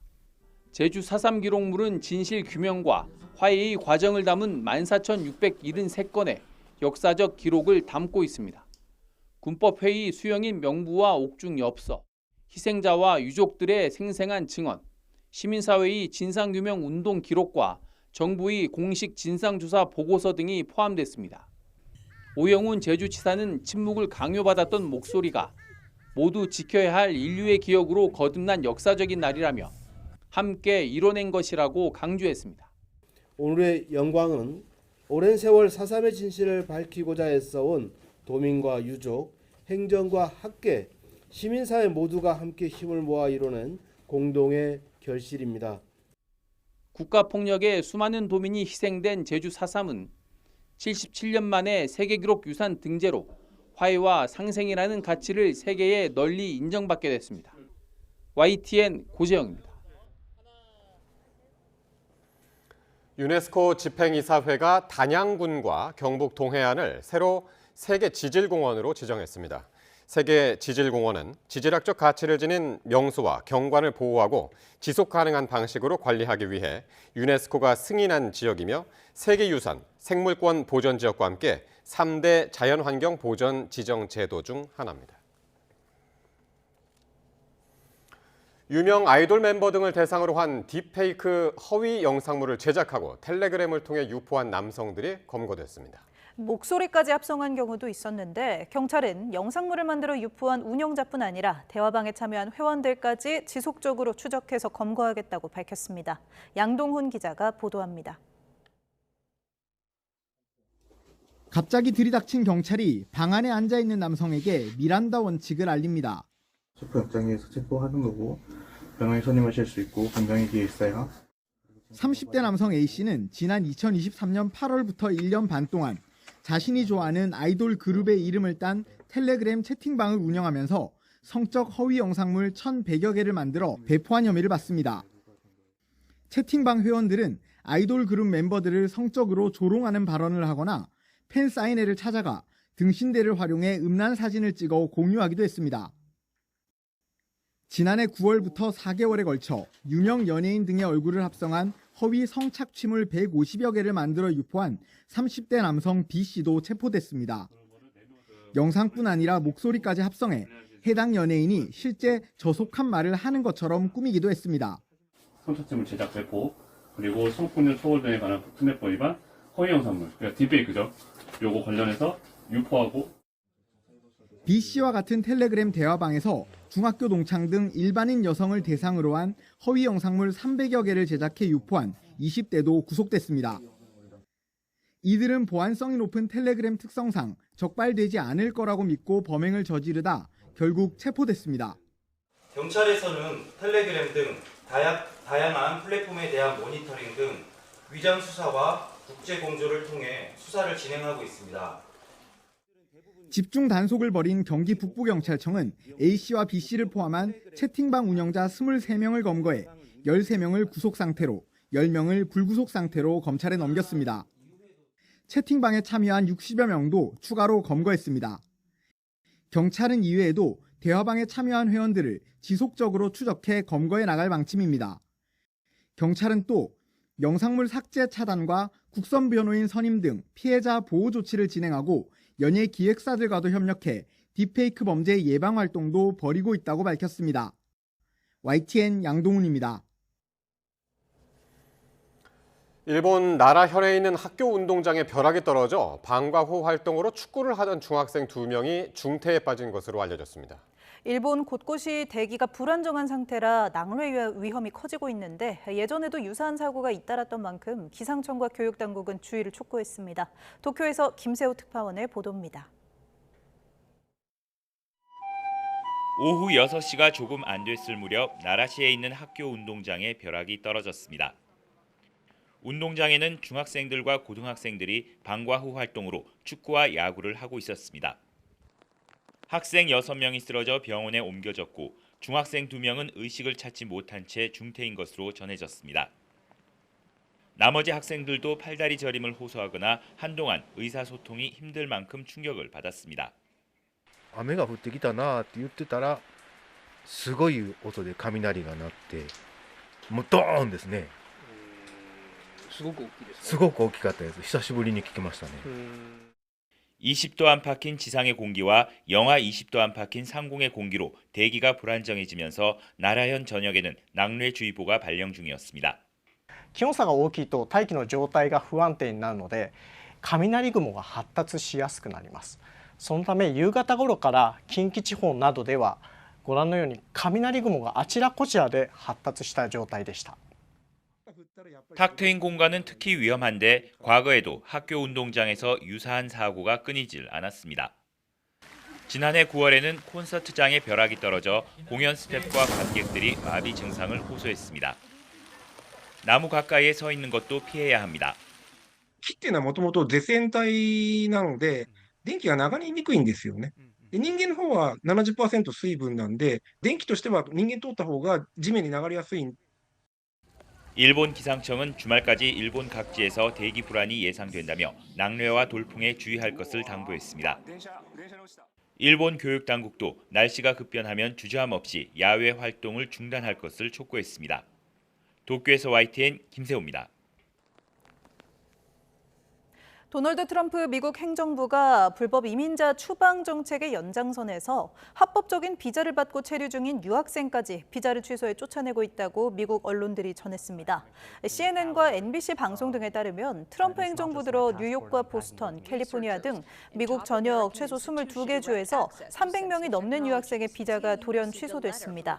유학생뿐 아니라 방문 교수와 연구원 등을 더하면 관련 비자가 취소된 인원은 340명 이상이라고 CNN은 보도했습니다.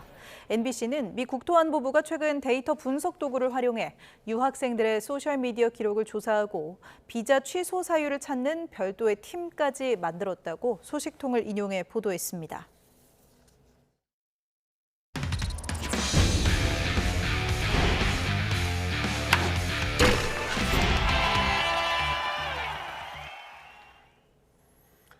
프로야구 한화의 류현진이 메이저리그 LA 다저스에서 한솥밥을 먹었던 푸이그와의 시즌 첫 대결에서 완승을 거뒀습니다. 6이닝 무실점으로 시즌 첫 승을 거둔 류현진과 함께 한화는 기분 좋은 3연승을 달렸습니다. 프로야구 소식 양시창 기자입니다. 메이저리그 LA 다저스 시절 팀 동료에서 이제 KBO 리그에서 상대팀 투수와 타자로 처음 만난 류현진과 푸이그. 맞대결 승자는 류현진이었습니다. 첫 두 타석을 모두 우익수 뜬 공으로 처리한 류현진은 세 번째 타석에서 만난 푸이그를 8구까지 가는 승부 끝에 헛스윙 삼진으로 돌려세웠습니다. 류현진은 푸이그뿐 아니라 6이닝 동안 키움 타선에 안타 하나만 내주고 무실점으로 꽁꽁 묶으며 시즌 네 번째 등판 만에 첫 승을 챙겼습니다. 한화 타선도 플로리얼과 문현빈이 연달아 몬스터월을 넘기는 백투백 홈런을 터뜨리는 등 모처럼 안타 17개를 몰아치며 두 자릿수 득점을 올렸습니다. 좀 첫 승이 4경기 만에 나와서 좀 늦은 감은 있지만 그래도 이겨서 좋습니다. LG와 두산의 잠실 더비에선 7회에 터진 박동원의 결승 3점포에 힘입어 LG가 역전승을 거뒀습니다. LG는 5회 염경엽 감독이 심판 판정에 항의하다 퇴장당하는 어수선한 분위기 속에도 라이벌 매치를 승리로 장식하며 선두 고공행진을 이어갔습니다. SSG를 홈으로 불러들인 기아는 선발 양현종이 5이닝도 채 버티지 못하고 6실점으로 무너지며 연패에 빠졌습니다. KT는 쿠에바스의 6이닝 1실점 호투를 앞세워 삼성과의 시즌 첫 대결을 승리로 장식했고 롯데는 NC를 꺾고 3연패 뒤 연승을 달렸습니다. YTN 양시창입니다. 명인열전으로 불리는 세계 최고의 골프 대회 마스터스가 개막을 했는데요. 네, 66세의 노장 프레드 커플스가 환상적인 샷이글을 성공했습니다. 영상으로 함께 보시죠.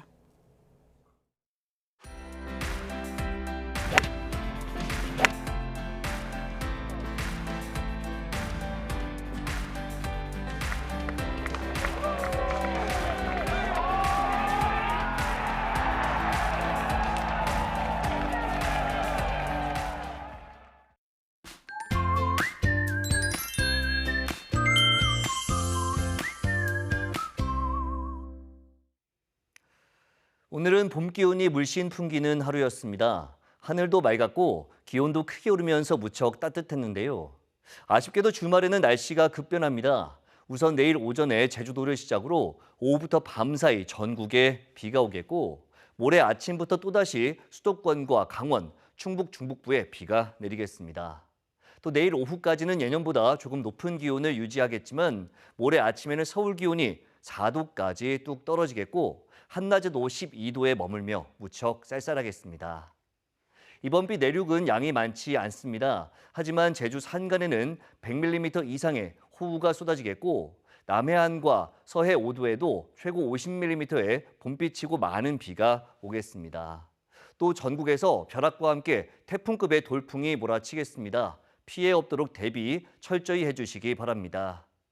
여기에 내일 밤부터 비에 황사가 섞여 내리는 곳이 있겠고 강원도에는 비가 눈으로 바뀌어 내리는 곳도 있겠습니다.